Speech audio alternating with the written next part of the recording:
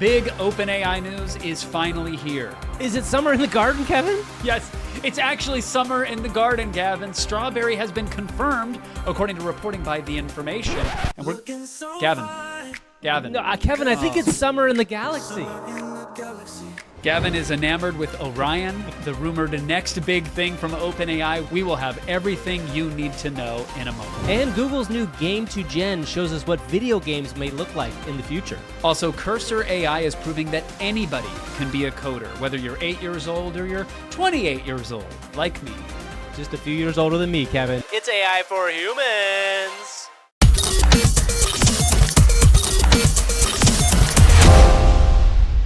Welcome everybody. This is AI for Humans, your weekly guide into the wonderful and wild world of generative AI. I'm Gavin Purcell, and across from me, across the universe, is Kevin Pereira. Kevin, how are you?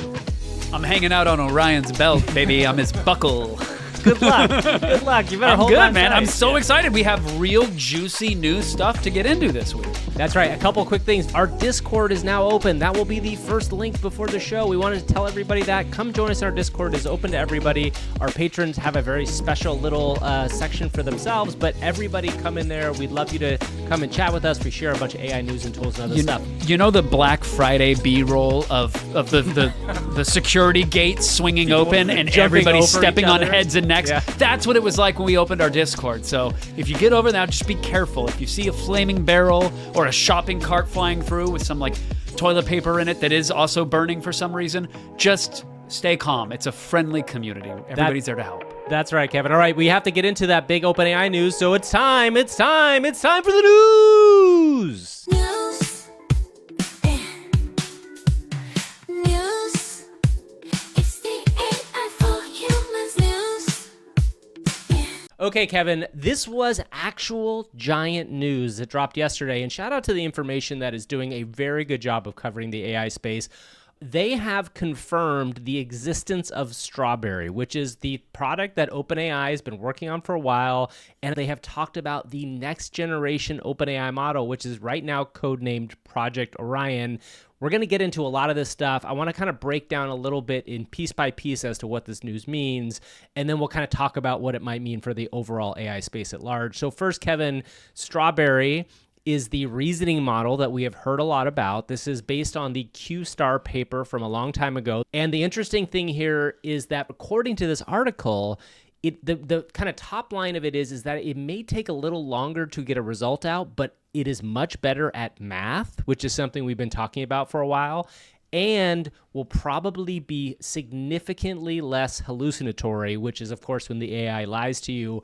It would make sense that if Strawberry is a reasoning engine, Gavin, that responses would be slower. It's going to think about what it's going to say, unlike me on the show.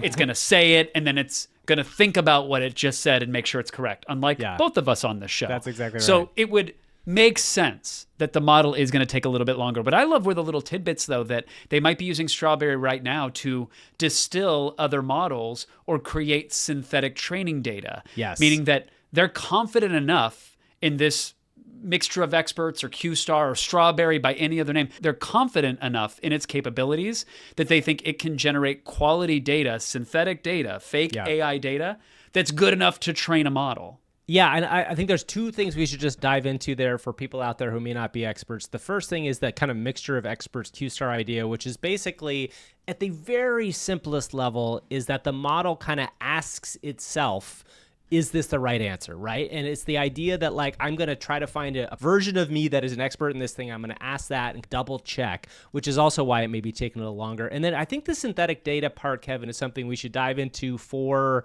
our audience that might not be like AI experts. And I don't think this will bore the people that love AI stuff too, because I think it's a really exciting thing. Can you explain why synthetic data is going to make a big difference for these next generation models? All of the clamoring over the data sets, Gavin, that these large AI companies scraped everything available out there.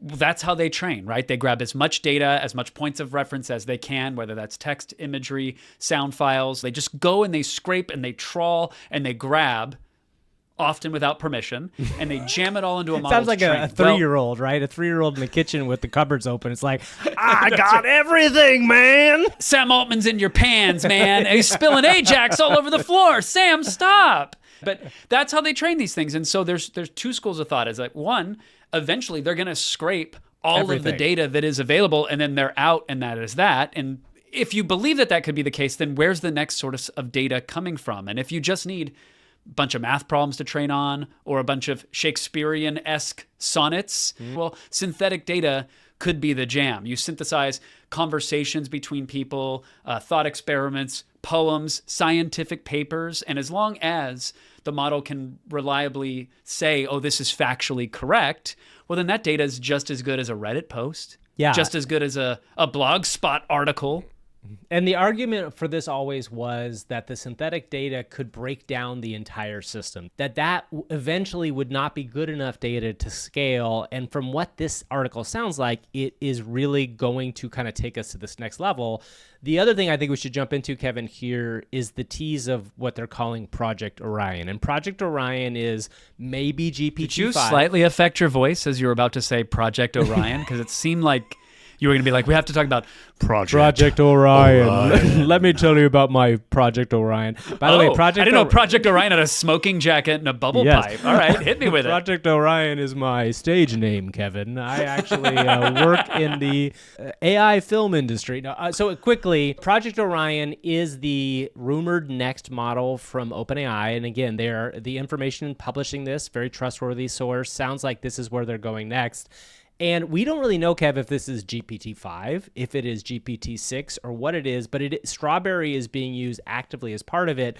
One thing I do think that's really important to point out here, there's all these kind of like rumors of the AI influencer types in the world. And there's been all these kind of people that have popped up. We talked about Strawberry Man and all these different people on the show who have kind of based these rumors on what OpenAI is doing next. There's a guy named Jimmy Apples. If you're not familiar, if you're not deep in the AI world, you probably don't know that name, but there's an X account named Jimmy Apples who has been thought of as an OpenAI insider or somebody that's very close to somebody at OpenAI who a year ago tweeted a picture out of Orion's belt, and Orion's belt is a constellation. Jimmy Apples tweeted out, "Let's conquer the cosmos, mood, curious Jimmy," with the Orion constellation. So this is not a coincidence. And so obviously they have been working on this for a while. My theory is that like maybe this is where that project kicked off, but that shows you how long this stuff takes. And we still don't know what's in the hopper versus what's ready to go. Right. When the model is finished or even close to finished, they're poking and prodding. They're releasing it for red teaming efforts to make sure that it's safe or guardrailed and aligned.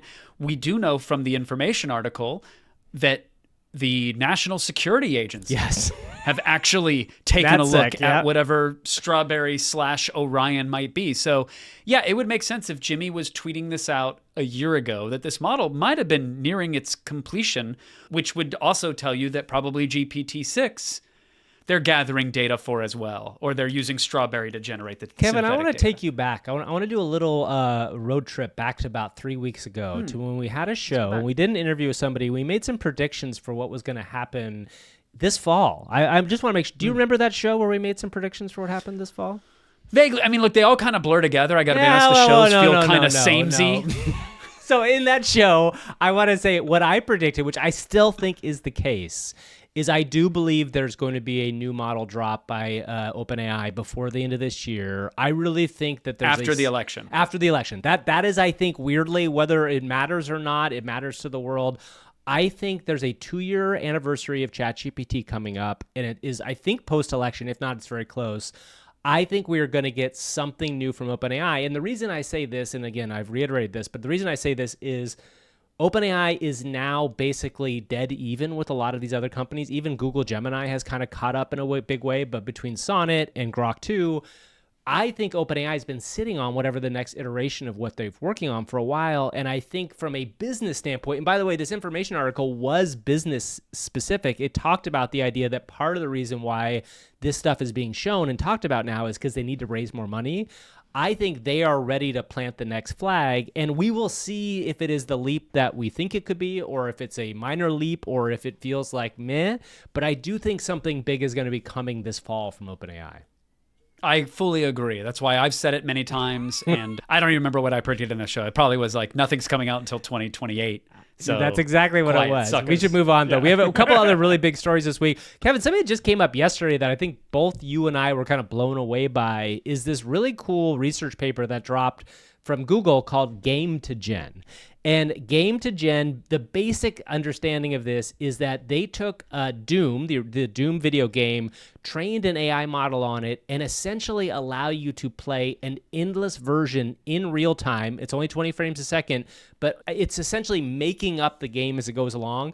I don't think this is getting enough hype for what it is. Kevin, when you saw this, what was your first experience and thought? I was blown away, obviously. I'm a huge fan of Doom. It was largely formative in my professional Don't worry. and personal You want to careers. say some nice things to John Carmack? We can cut it out if you like. I would never speak directly to God. Okay, God. I would go through Romero or something, one of the apostles. That's all getting cut out. No one's going to care about No, it's that not. except for Leave you, it but I appreciate staying it. in. It's all gone. It's all gone. When I first saw it, I was definitely impressed. So the way this one works is basically they took Stable Diffusion, which most people know as being a still image generator. It's a very small resolution, and that's how they're able to produce enough per second to give you the feeling like you're watching or playing this interactive game. But that said, it accomplishes the task of emulating this game in a remotely believable way. I'm not sure it's the right approach. We might see something that's more like a Runway or a Sora or a Kling like video model being the one that wins out because it might have a better grounding of physics and understanding of the way particles interact. But regardless, it was really, really cool to see. And it's not hard to imagine a future where that becomes high def and it becomes 120 frames a second and you're on the fly spitting out new things for the game engine to render, and it's just sort of doing it. Well, let's we talk about time travel. Let's time travel like 3 to 5 years in the future. Like there's a real world based on the kind of cloud infrastructure that now exists out there for video games where you could see a game that maybe there's an underlying engine that's built, but then on top of that engine is built this idea of this endless player, right? And you could spin up, instead of having to wait for a developer to create a game that is like, I don't know, say you want to be on a seesaw in Fortnite, because that sounds like an amazing game. Fortnite developers, go make competitive seesaw. But if you wanted to do that, you would, instead of having to wait for somebody to develop it or develop it yourself, just kind of like speak it into existence. And it might know the basic physics of it. It might know basic things. And then you could just like go into that thing. It does feel like this kind of always on world simulator that the holodeck is promised. One of the wild things, if you watch the video, and if you're getting the audio only, make sure you check out the YouTube or even on Spotify. Sometimes we post the videos there. When you're watching this kind of Doom play out, it does not know necessarily what Doom is. It doesn't know that when the gun shoots at a barrel, that the barrel is actually an explosive barrel. Even though the barrel explodes, it's just sort of interpreting that from all of the hours of, like, they made AI agents to play the game, Gavin, and capture all of the video content and the controls to sort of feed that into this model. There was another example of this from years back. Do you remember? It was called, I think it was Gan Theft Auto. Yeah, I think it was. I saw it. In And fact, it was yeah, like it's Gan Theft Auto. Yep. Yeah, real bad footage of a car like kind of wonkily driving down a highway and things glitch around and you're looking at it going, well, this looks like a broken game. But when you take a step back and realize that it doesn't even know it's a game, it doesn't really understand that concept. It's just sort of hallucinating this road and this car with physics. That is where things can really spiral when you start to future cast what these things look like.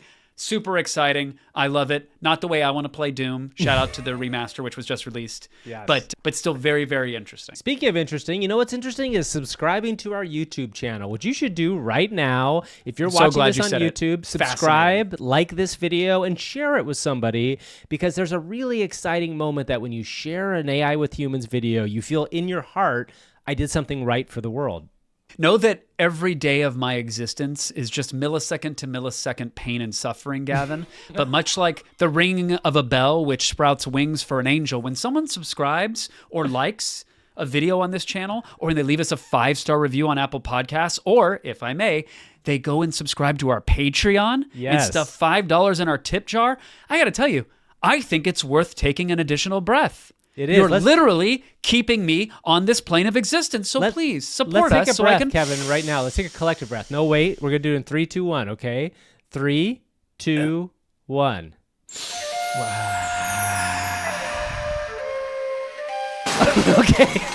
All right, the next big story we have here is the rise of cursor AI. So over the last couple weeks, if you were online, you may have seen a lot of people, especially in the AI space, talking about cursor AI. And what cursor AI is a programming tool that essentially provides a real language LLM to be able to connect directly to the coding. So you can actually ask it in real language to add things to your code.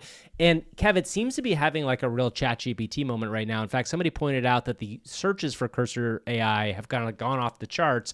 Andres Karpathy also came out this week and talked about what a moment this was going to be. I know you spent some time with it. It does feel like we're entering into a text-to-code moment. Michael Truell, who's the CEO of the company, said it's like Google Docs for programmers. I liken it to like Midjourney for coding. Oh, interesting. Because that helped me kind of snap into what this is. I am not a coder. I've used AI to write snippets of code in the past.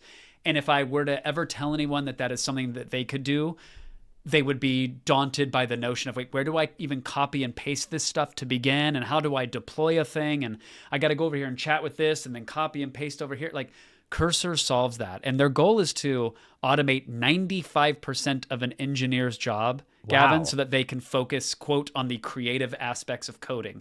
That's what they're setting out to do. And from my limited, again, not necessarily a professional codesmith, from my experience Is that what they're with called it, now? Codesmiths? that's what I'm calling them. Yeah, code whisperers. John Carmack, what do you think about that term? Do you like codesmiths? No, it's really an incredible tool. And so to level set, it is a coding environment, Gavin. Most of these environments are very basic. You can create files, you can write the code within them, you can compile them, and then if you have like a terminal window where you can run them. If this all sounds like spaghetti at the wall to you, I understand. Let me stick a meatball in there. Let me get to some goods. There is a window off to the side which can seamlessly connect to ChatGPT. You have Sonnet support built in there. You can even plug in different models. You can even connect it to Grok for super fast token generation. And what this means is that when you're staring at a blank screen, having zero coding experience in the past, you can literally ask the AI off to the side, how do I start to build a website that does anything? And it'll go, oh, okay, well, here are some thoughts and here's what you could do. And I can go, okay, but do it for me? And it goes, got it. And it will literally spit out, here's your folder structure. Here are the files that you need to make. Here's how you make them. And then when you're ready to actually build those files, you press a button. It's going to suggest the code. You can click a button to apply it to that file. It will intelligently go in and look at, like if you're trying to bug fix something, it will look at, okay, where was the bug? Here was the suggested fix. You as a human no longer have to hunt for that line to put it in. It just automatically does it. And I was building apps and tools, which we'll get into later, but I was doing them in what to me felt like real time, and they were working. So I liken it to a Midjourney thing for people because most people have like experience trying to hand draw something. Maybe they draw a hand turkey. Yes. But then Midjourney turned them into an artist. Well, if you can speak what you need from the machine into existence, Cursor will help make that happen from what I've seen. Yeah, and a really good example of this is McKay Wrigley put up a video a couple days ago where he basically built a dashboard, a financial dashboard, a very simple one, but with his voice only. In less than 5 minutes, I'm going to code a fully functional dashboard in Cursor using only my voice. We're going to be using this tool called Better Dictation to do this whole thing. As you can see here, I have a blank dashboard page. Let's go ahead and get started. Okay, so what I'm going to do is I'm going to open Cursor Composer. I'm going to do Control V. I need to make a dashboard component. It should have a nice sidebar on the left. It should be able to show charts in the middle, and on the right, it should have an insights page. Okay, we're gonna send this off. So let's see how this does. We're gonna basically hand off this task using voice to Cursor Composer and see what it does. Okay, so it's already getting to work. So he used voice and he cut and pasted a few things, but it was able to help him build a pretty simple financial dashboard. If you're on the YouTube, you can see it here. We'll put it in the show notes if not. But yeah, Kevin's going to talk a little bit more later on in the show about what he did with this. It's a really cool thing. Another interesting thing that has to do with kind of simple coding is that Claude's artifact program, which we have talked about on here before, which is like dead simple coding that you can do within Claude and create a program, is now available on iOS, Kevin, which is actually really fascinating. I was really blown away by seeing there was somebody created in real time a tip splitting program that somebody would have paid for before, where you could see who has to pay what. And like, that was just a prompt somebody put in, and Did you suddenly see they had Doodle an Jump? app. Yeah, somebody created like Doodle Jump and too. Mario. Yeah, and it's basic primitive shape. It's so wild to think of a world where if you're sitting around the table, it's like, well, do we have to find an app to do this thing, to download it, to sign up, to get it to function? Or do we just whisper to our AI assistants a year from now, make me an app that does insert task here, and it does it. Yeah, I mean, that's crazy. And now granted, like, maybe it won't even be make me an app. It'll be just do this for us, and it will come out automatically. Right. But in the back end, it's making that app.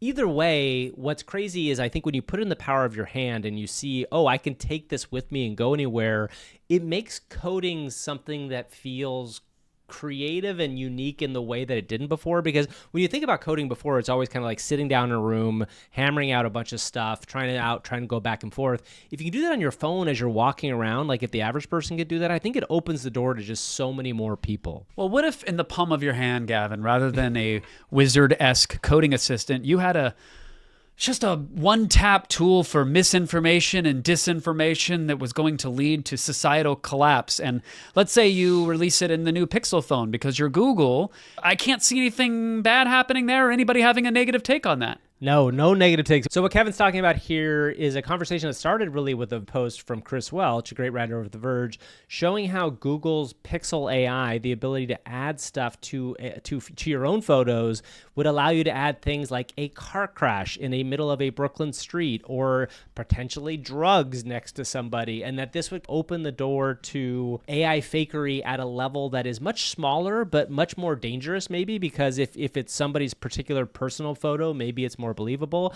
But then it jumped into a much larger conversation that The Verge continued, which was the idea that, hey, there's a reason why we're writing about this particular AI type of stuff versus what is doable in Photoshop. Because a lot of the people came out and said, look, you could do all this stuff in Photoshop 20 to 30 years ago. And I think in my mind, I understand what The Verge is trying to get at here. I understand the complexity and the simplicity of doing this.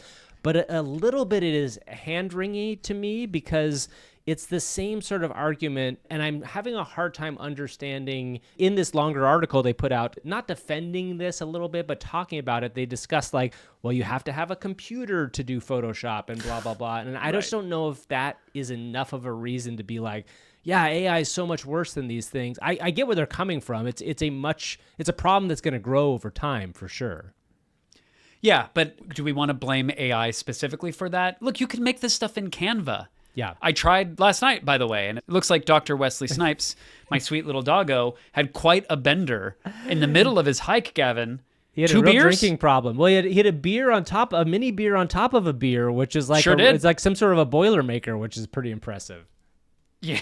Yeah, look, for a dog, the fact that he was able to order that and not spill a drop while hiking, very impressive. And we're not going to talk about the mountain of powder at his paws. No. Point is, what is the issue here? Is the issue that it just got too easy, too quick? Or is it because AI is involved? Yeah. Because you could do this with Photoshop. So is the issue that this stuff exists? Or is the issue that now the barrier is it's a couple $100 phone versus a couple $100 software license and then a 2-minute YouTube tutorial video? Yeah. Like that's where I really struggle, because I'm not denying that this isn't a problem. I'm not denying that misinformation, disinformation, manipulated media isn't a problem, but it has been a problem for years. Yes. So if we're only now going to pretend that it's suddenly a much bigger issue, well, great, but let's not point the finger at AI for that. Let's just confront the fact that social media is astroturfed, that manipulated imagery exists all over the place and has for the last few years, right? I mean, I agree.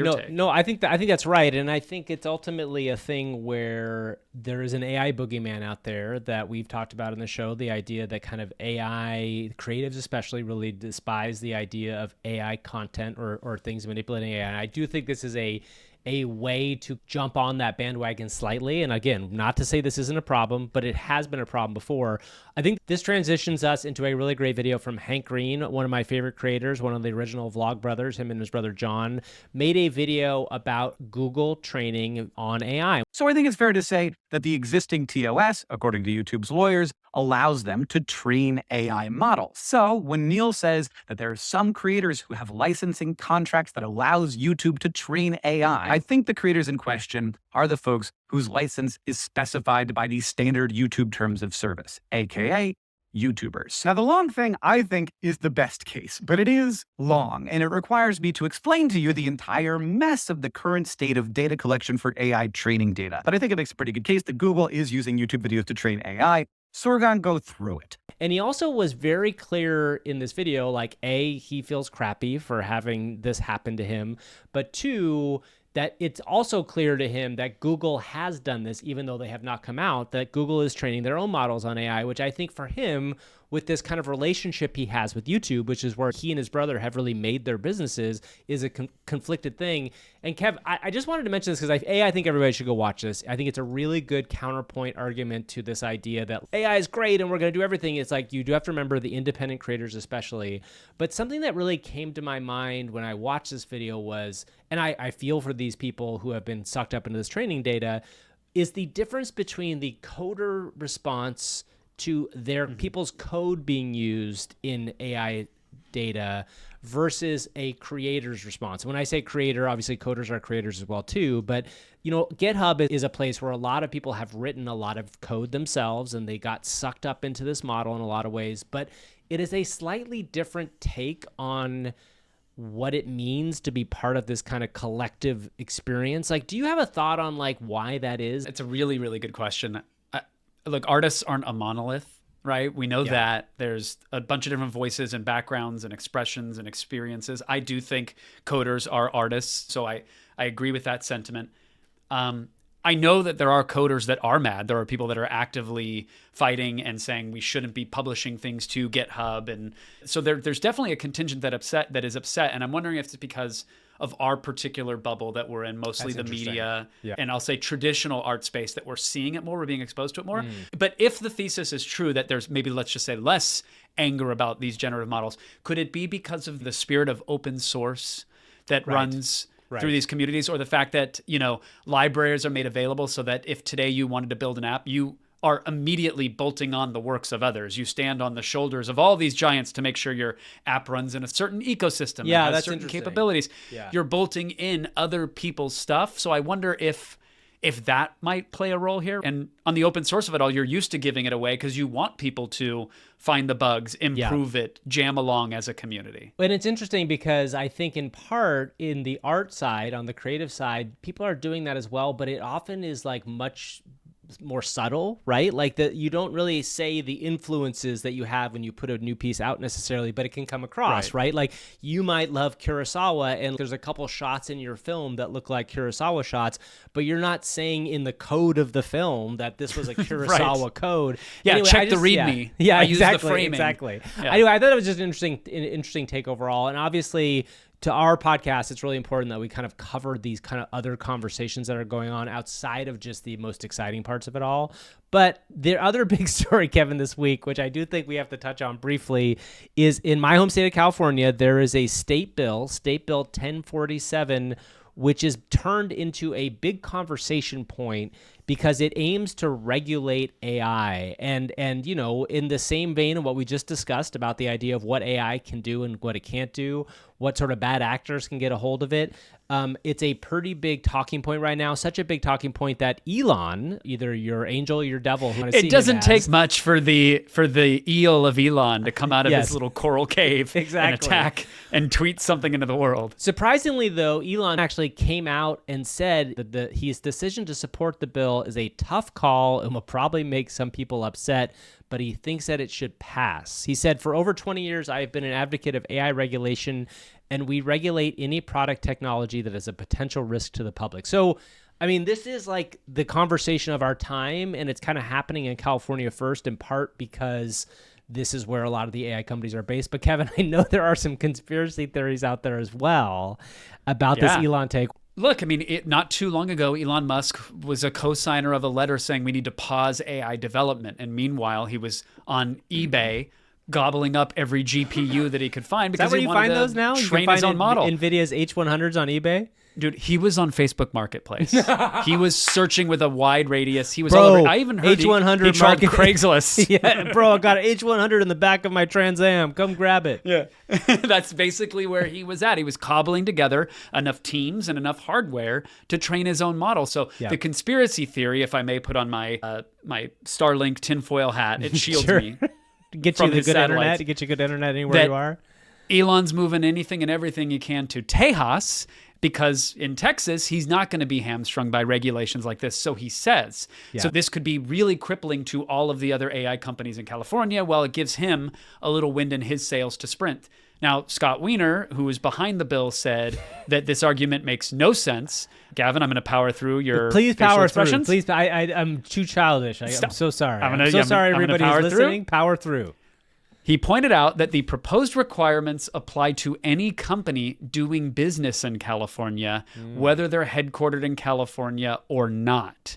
So does that mean that as a Californian, you might lose access to a chat GPT in the future? Well, probably not OpenAI, but maybe an incumbent, a Mistral trying to take them down who doesn't want to play by these rules. Just so folks know what is in here, the 10,000-foot view, this is calling for safety protocols. You need to be able to shut down your AI model should it run amok. You have to do regular testing to ensure that the model doesn't basically produce harmful results. There's an AI safety incident reporting requirement. So if something goes oopsie with your model, you have 72 hours to report. There are whistleblower protections. And I thought this was interesting. Cal Compute, Gavin. They want a public cloud computing cluster that's aimed at supporting safe and equitable AI research and innovation. So if you're at an academic institution or you're a startup, they want there to be some sort of Cal Compute something that you would have equal access to. So there's a lot in there. We could have an entire podcast on it, and we could probably do seasons of it because regulation probably will be important, but the timing of it and the severity of it is going to be equally as important to make sure that these companies stay competitive and users stay protected. That's right. And speaking of wieners, Kevin, it is Labor Day weekend, but we did get a great guest for this story. We are being graced by a lobbyist from Texas who wants to convince... We have a lobbyist on the show? Yes, we have a lobbyist on the show, an AI lobbyist, who wants to convince us that all AI models should move to Texas and they should actually start doing work in Texas because this California bill is bad. Wow. Well, howdy there, Kevin, Gavin, and all y'all AI for Humans listeners. Name's Big Tech Sass, and I'm the big old voice of the Texan AI frontier. Oh, Straight out of the Lone Star State, where our server farms are bigger than your ego and our innovations hotter than a jalapeno on a griddle in August. That is the Texas pronunciation. Yeah, Of jalapeno. jalapeno. Thank you, Big Tech Sass. Big I Tech appreciate Sass that. is Is the that like name. sassy or is it like software as a service? I think it Sass? has more to do Or with is his bottom size. That's what I believe. It's Big Tech's ass, right? Oh, got it. That's what I think. He's Yeah, probably when been you're named- reading these usernames, it's hard. And then, okay. Tex Okay, well, we should ask him ass. some very specific questions because how often do we get to course, have yeah. a pro like this on the show? I want to know, like, why is Texas a better place for AI development than California right now? Well, let me tell y'all, Texas is where AI's got room to roam. We got cheaper energy, looser regs, and out here, we build faster, bigger, and badder without asking permission every 5 seconds. Oh. Plus, Texas talent's grittier. Oh. We don't just code in air-conditioned bunkers. We do it with the spirit of pioneers. Okay. Cheaper land, more incentives, and a business climate where folks shake hands and mean it. Sure. And let's not forget, our barbecue's better too. Oh, so, damn. if y'all want to change the world, quit fiddling around with avocado toast and come taste what Texas can really cook up. Yeah, they put a lot of jalapenos in their chili, I hear. You know what, Kevin? You think you know where I'm going with this? We need to introduce Big Tech's ass No. into No. Monster Milk. No, let's we just give can't. him. We let's can't give him monster milk. Let's give him Monster Milk. We're gonna give him some Monster Milk. I just want to see what happens. Now, Monster Milk is a drink that Kevin and I created to make kind of AIs go a little loopy. It is a kombucha based recipe that we feed to our AI co-hosts sometimes when they come in a little boring or they need a little kick up. We're going to actually give Big Texas a little monster milk and see how he responds. So let's see what happens. Whoop, whoop. Oh, baby, that's the good stuff. I feel like a GPU overclocked on moonshine. Oh, there you Y'all go. better buckle up because Big Tech Sass is about to go full throttle on this here podcast. Hoop pop. Whoop! Y'all got me hotter than a $2 pistol at high noon. Okay, great. Now, Kevin, Gavin, listen up. I for humans. 50. More like AI for crybabies, am I right? What? Whoop! Whoop! Y'all sit here yammering here about ethics and safety while Texas is out here running circles around you like a longhorn on a caffeine bender. Oh. This show's got more fluff than a cow in a cotton field. Oh! Whoop, whoop. Yeah, whoop, But whoop, hey, okay. y'all keep playing it safe and slow. I got bigger fish to fry. Whoo. Whoop, whoop. At 1. At what? At 1. Well, I guess that's the time he's got to leave. I guess sometimes Monster Milk brings out the inner aggression of them Texans. So I guess we'll see Big Tex ass at the bar for a fight afterwards. It's now time for one of our favorite segments where we go around the old internet and find some stuff that we saw people doing with AI that is just so good we had to say, AI, see what you did there. What you did there. Was that perfectly timed? That's perfectly timed. Sometimes you're scrolling without a care. Then suddenly you stop and shout. AI, see what you did there. AI, see what you did there. Hi. Hi. Hi. Hi. Hi. Okay, what are we doing here? There's a guy named Zach Witten who did an amazing thing where he spammed the word hi at every LLM he could. He went through So Claude, good. he went through a ChatGPT, he went through Gemini, and he went through Llama. And basically what he did is like literally when whatever they responded, he said hi again. No explanation, just hi. the word hi. H-I. And Kevin, this was like one of the most fun things I've seen happen in AI for a long time. Did you go through this whole thread? I love it all. I want to just shout out Claude, who I thought had the best response. He's at the top of the thread. Claude said, listen, I get you're saying hello. I understand you're doing it. You're very excited to say hello. And then as he continued to just say hi, it was like, all right, you've done this 5 times in a row now, buddy. So I guess this could be a couple things. Maybe you're testing me to see how I'll respond. Maybe you don't know what to say to me. Maybe you need some help, yada, yada. And eventually Claude is like, listen, buddy, you do that one more time, and I'm gonna pull a big Texas on you, and we're done. We're gonna lock longhorns. I'm just gonna give you no response, and that's exactly what Claude did. It was one of the few that just shut down and refused to continue the experiment. You would like that one the most, Kevin, because that's your personality. I love the llama one the most, which was every single time it started counting how many highs they got, and then it just started entertaining itself. Like it actually at the end. Good job. Yeah, it wrote a personalized poem about this person and just continued to make up some version of entertaining this in general. All right, our next quick thing we want to jump into is the Creature Factory. And Kev, one of the things about this, we love doing stuff with AI video, as we've done on our show very many times, but what was so cool about this video is it's basically what looks like a behind-the-scenes kind of featurette from like a Jim Henson movie from like the 90s or the 2000s, and it's people working on giant creature puppets, but it is all made with AI, and it just felt like one of the first things I've seen, not that long, but it was one of the first things I've seen that was like, that feels like really interesting, almost reality, and I was kind of really impressed by what it was. Yeah, along those lines, Gavin, there was a video called Bad Guy Makeovers where they were using AI to reimagine bad guys from film and TV.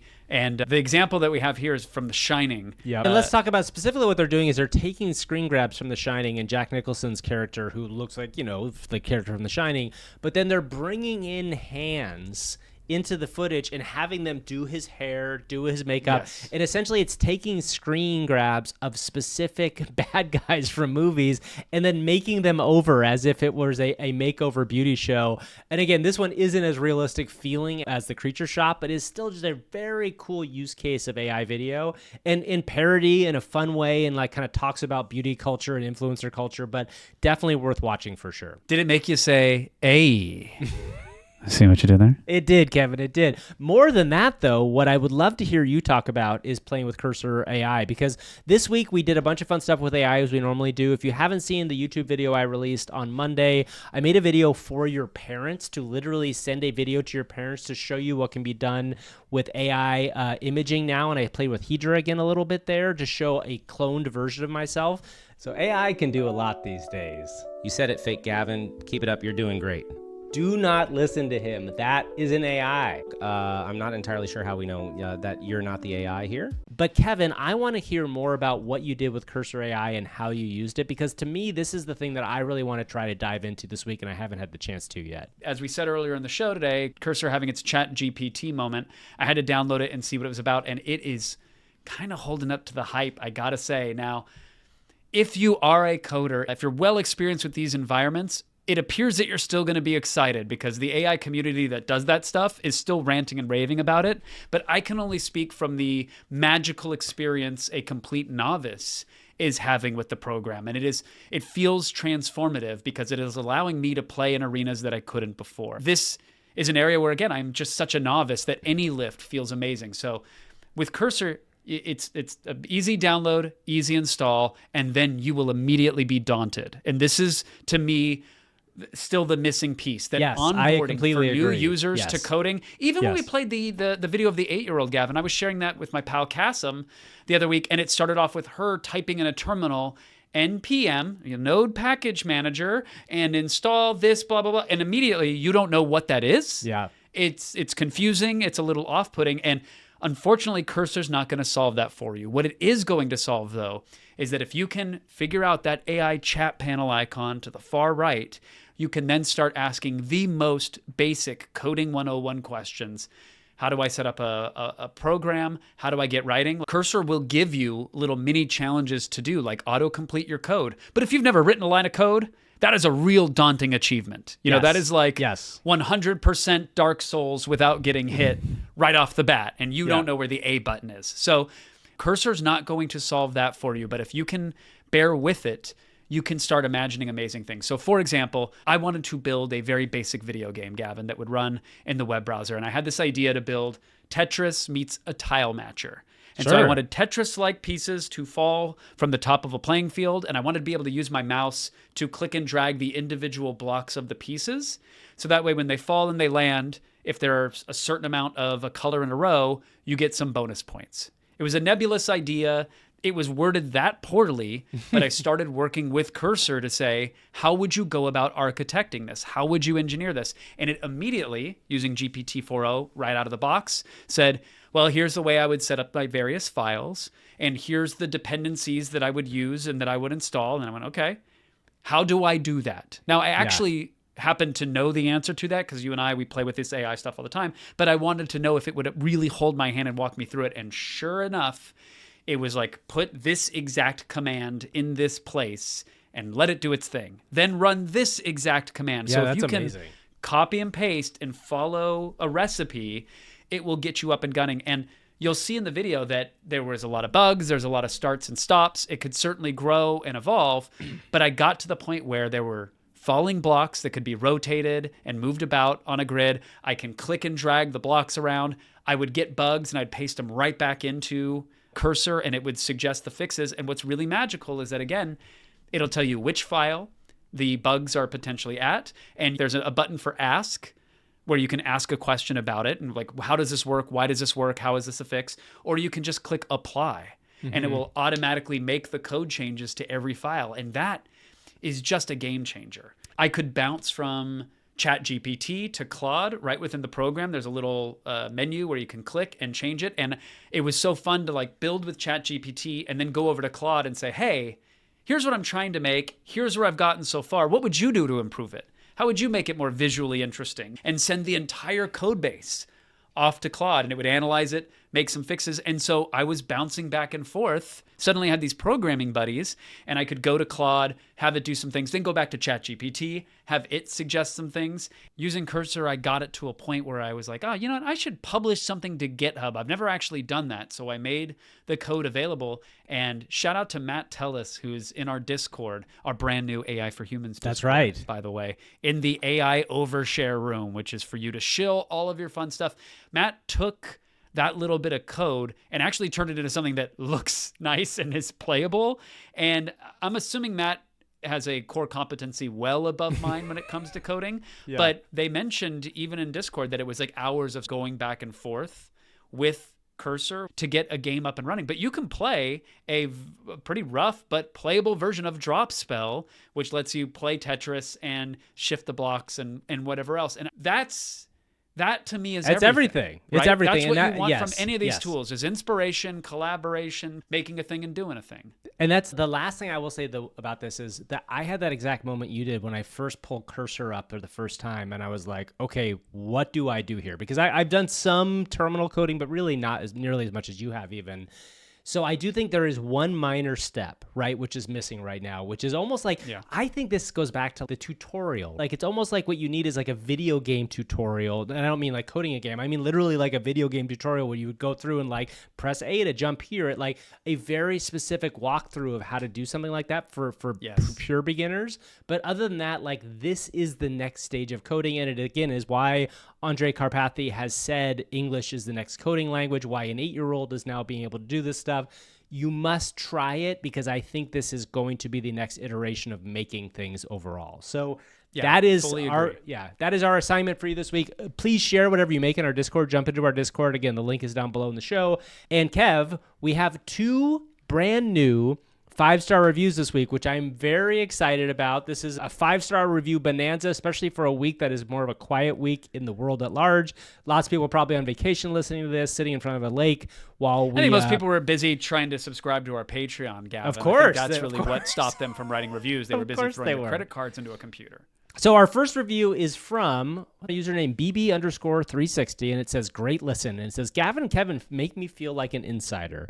Jokey and serious, but really jokey, but really serious. They are experts that sound like your ex-college roommates. I love that. They say, one specific request in the show would be to give me more AI, see what you did there, involving emerging efficiencies. Seems like it's all about emerging media, and I'd love to hear more stories about someone or someplace who is on the cutting edge of using AI to upgrade customer service or internal search or booking travel recommendations, all the drudgery that I do every day and don't want to do anymore. Thanks again and keep up the great work. Appreciate the 5-star review. Thank you so much for that. Very kind words. I will say, a story that we didn't touch on this week, Gavin, but it's purely about efficiency. Andy Jassy, who is the CEO of Amazon, did a big LinkedIn post and basically said Amazon Q, which is their generative AI assistant, they've been using that for software development internally. And I want to get this correct. The average time to upgrade an application to Java 17 plummeted from what's typically 50 developer days to just a few hours. We estimate crazy. This has saved us the equivalent of 4,500 developer years of work. The Amazon CEO coming out obviously in promotion of their own product. This is hashtag not an ad, but what an efficiency. And I got to tell you, on the heels of coding Drop Spell with Cursor, Gavin. You feel like a I'm different seeing world. the Matrix, baby. Well, it's interesting that patch. particular part is interesting because, we talk about jobs for coders and all that stuff. And obviously that's going to eliminate, if they can do that much efficiencies, they're going to not have to hire as many coders. But that is coding drudgery work, right? I'm not saying that it can't find joy in every job you do, but maybe that allows more drop spells to happen. The next review comes from a username Indication. Kevin, you want to read this one for us? The best AI podcast out there. I mean, there's 5 all you stars need. in the review. There's 5 emoji stars in the title. That's a 10-star review. It's That's the 10 first we've had. stars. We broke Apple. These hosts do an outstanding job of breaking down the most accessible and impactful AI tools out there. They don't just stop at tools. They also showcase incredible AI-generated content, making it easy to see the potential of this technology. Shout out to Big Texas. Yes, of course. No, I was going to shout out. Yes. Each episode is packed with timely and relevant AI news from the week, keeping you in the loop on the latest developments. To top it all off, they introduce their own AI-generated characters and content, adding a creative twist that sets this podcast apart. And the best part, they managed to deliver all this in just 45 minutes a week. You wouldn't know that with our 5-hour-long record time. Final sentence. You might not think you need a podcast about AI, but if you're going to listen to one, make it this one. Make it this one, everybody. Thank you so much. Thank you for listening. Please go check out our Discord. We are so excited to have a Discord open for everybody. And if you're a Patreon, you can always join our Patreon. It's a little bit of money in the tip jar. We have a special room for you. But Kevin, I will see you next week, and I'll see you in our Discord. Thank you, patrons, which may be scrolling on the screen if I don't forget to do it this week. Was that enough time? Do we have enough? Was that enough scroll time for our I think that was enough scroll time. All right, bye, everybody. We'll see y'all next week. Star Wars credits? They just went by.